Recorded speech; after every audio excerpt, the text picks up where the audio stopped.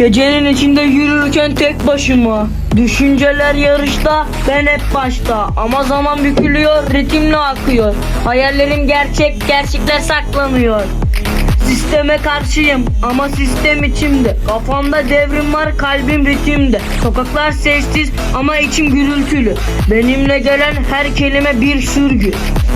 Zihnin labirenti, çıkış yok belki, ama ben çiziyorum yolu kendi renkli. Düşünceyle dövülmüş her bir hece. Rap benim silahım, sahne benim gece. Kafamda yankı var, susturamam sesi. Her fikir bir kıvılcım, patlar gecesi. Yolun düz değil ama ben düzene ters. Kuralları yıkarım, ritmim evrensel ters. Kelimeler silah ama barış için. Düşünce özgürse zincirler niçin? Benimle gelen her satır bir devrim. Rap benim dilim, ben onun evrimiyim.